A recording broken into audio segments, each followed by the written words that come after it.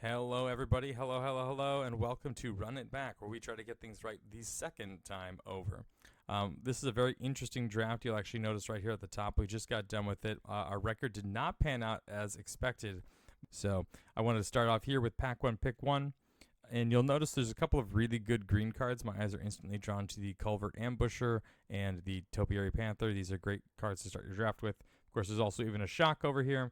And I think Reasonable Doubt is definitely something. I don't really want to, for Pack 1, Pick 1, a Reasonable Doubt. But if this is here late in the pack, then it's definitely something that we want to take note of.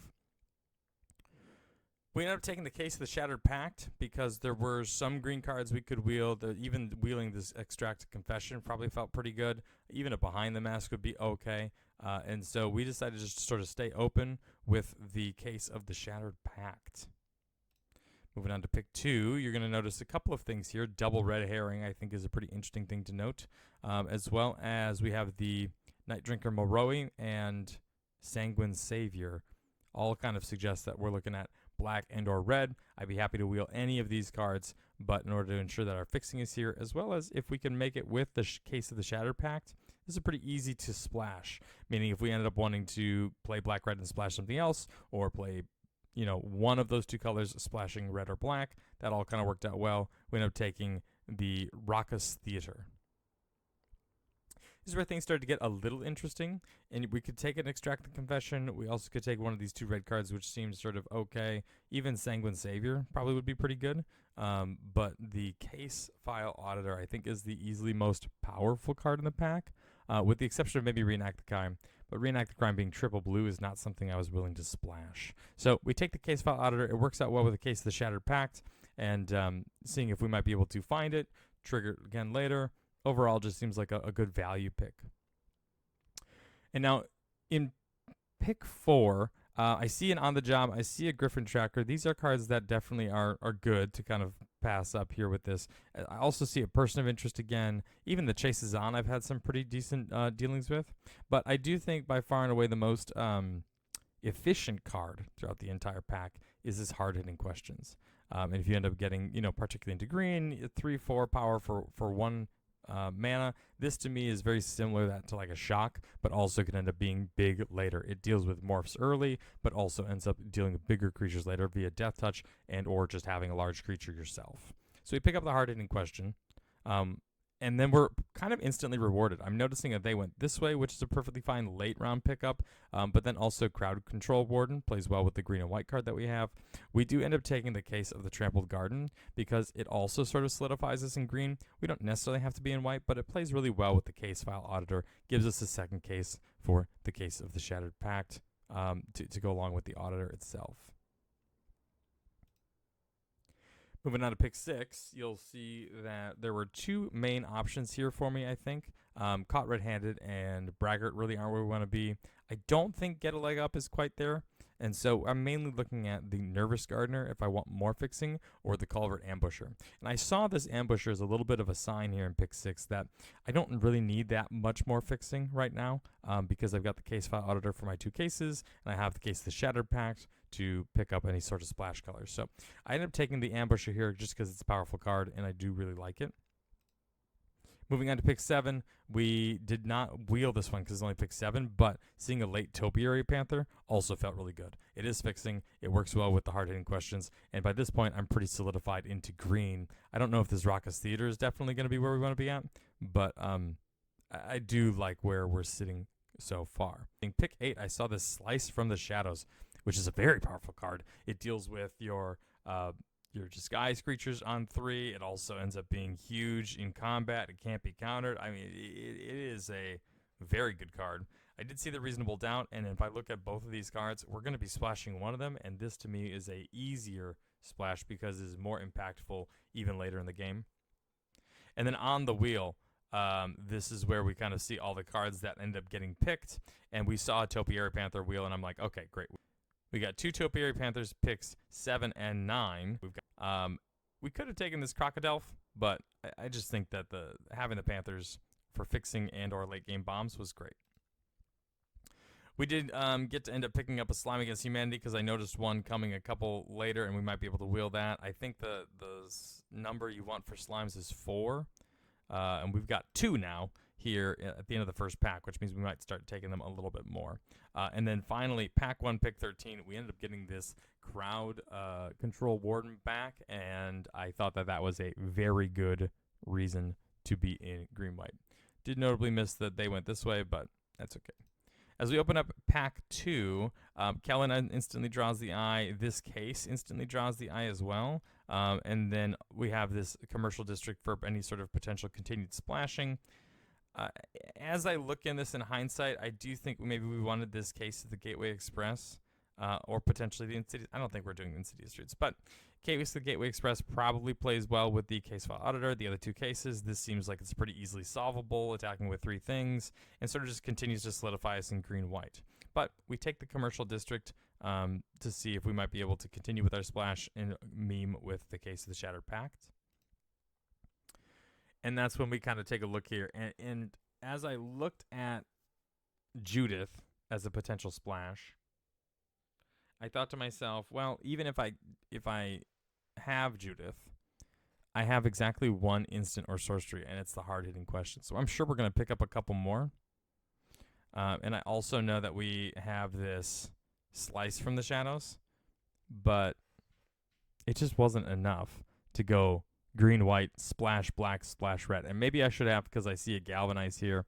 I also see a macabre reconstruction. But I wasn't really impressed with any of these green or white cards. And so I decided to take this Leering Onlooker as a potential way to sort of dip my toe in there. Of course, now having taken 2 black cards and excited to splash, we do end up seeing a couple of powerful cards like Meddling Youths, as well as the Makeshift Binding. But we end up taking the land here, so that way we can make sure that we can cast all of our spells. We did see this Undercity Sewers elected not to take that one this time around because the splashing of blue really wasn't where we were going to be at. This morph seemed okay. This pump cell seemed okay. The Vengeful Creeper seemed okay. But I did like the idea of having just taken the bat, the Leering Onlooker, and being able to sacrifice it or one of its other bats in order to kill a creature. That never ended up coming through in a game, but I do think it's still a very reasonable way to go about things. Moving on, it doesn't add up. Kind of plays in green-black. I don't think it's that good. They went that away would definitely help. And then obviously this is our 3rd Crocodile, which we probably could have played. But I think the Covert Ambusher versus the Elf discussion really comes down to the fact that it's not blue, right? I can just cast it on turn 5 and play it after, or even turn 6 after some of these other things. And I think having 2 of these is great.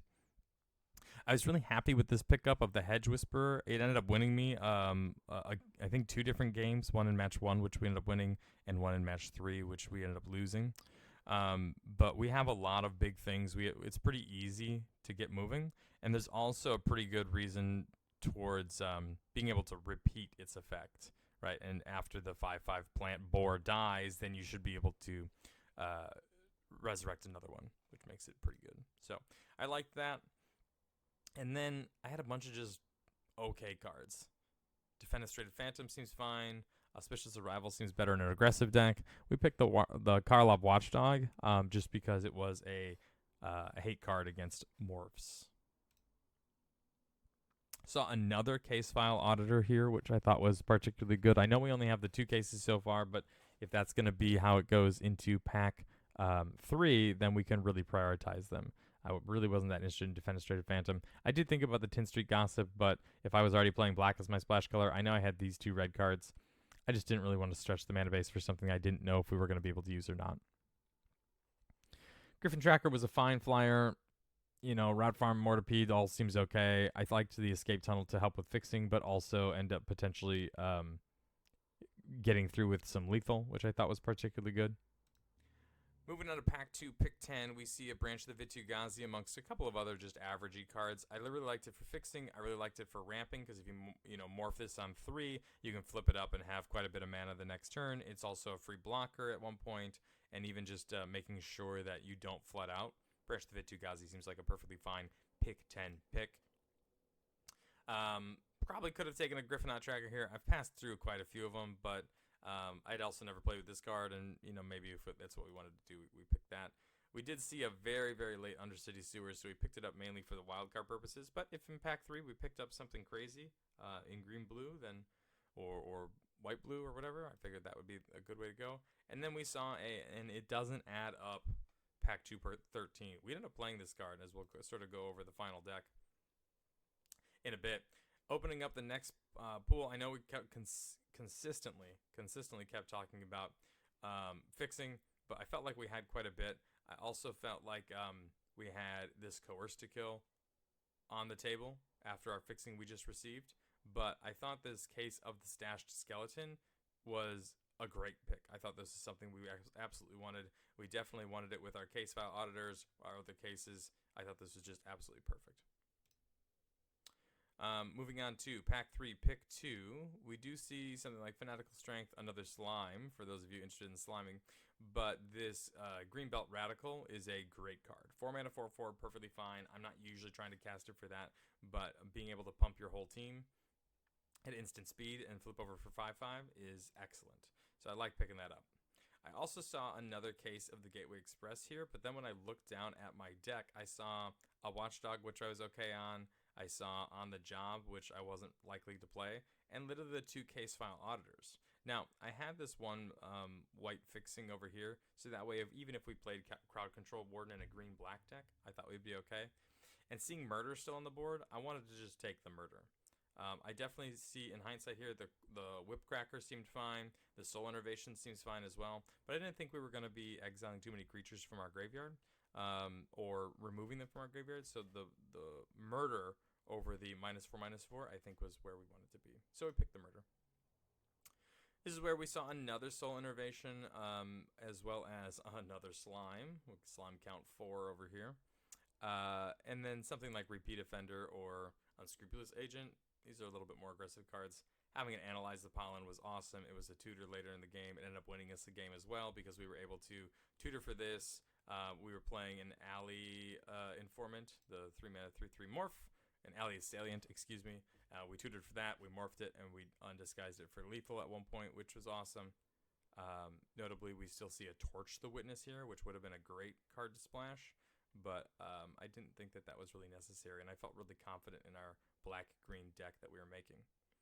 We saw another black-green card here, lots of blue cards that seem sort of average, and so we picked up the Rakish Scoundrel to add to the deck.